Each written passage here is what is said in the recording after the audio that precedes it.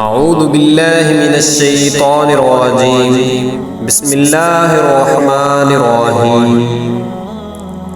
مدینہ کی ایک جانب ایک چھوٹا سا گھر تھا جس میں ایک نابینا بوڑھی عورت رہتی تھی، جس کے پاس ایک ڈول، ایک بکری اور کھجور کے پتوں سے بنی چٹائی کے سوا دنیا کا کچھ سامان نہیں تھا۔ حضرت عمر بن خطاب رضی اللہ تعالیٰ عنہ ہر شب اس عورت کی خبر گیری کیا کرتے تھے، اس کے لیے پانی کا انتظام کرتے اور اس کی حالت سنوارتے۔ اس بات کو ایک عرصہ بیت گیا۔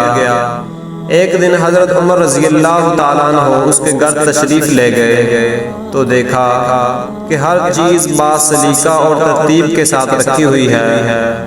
فوراً سمجھ گئے کہ ضرور ان سے پہلے کوئی شخص آیا ہوگا جس نے سارا کام درست کر دیا۔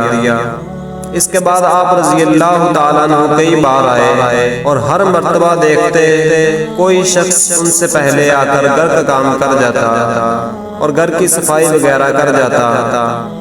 ایک دن حضرت عمر رضی اللہ تعالیٰ عنہ یہ معلوم کرنے کے لیے کہ آخر کون ان سے پہلے آ کر سارے کام کر جاتا ہے، گھر کے قریب کسی کونے میں چھپ گئے۔ اچانک ایک آدمی کو گھر کے قریب آتے دیکھا، اس نے دروازہ کھٹکھٹایا، پھر اندر چلا گیا۔ وہ ابوبکر صدیق رضی اللہ تعالیٰ عنہ تھے جو ان دنوں مسلمانوں کے خلیفہ تھے۔ حضرت عمر رضی اللہ تعالیٰ عنہ اس پوشیدہ جگہ سے باہر آئے۔ آپ رضی اللہ تعالیٰ عنہ کے لیے حقیقت امر واضح ہو گئی۔ اپنے آپ سے اظہار تعجب کرتے ہوئے کہنے لگے، ابو بکر، خدا کی قسم تم ہی ہو سکتے ہو، خدا کی قسم تم ہی ہو سکتے ہو۔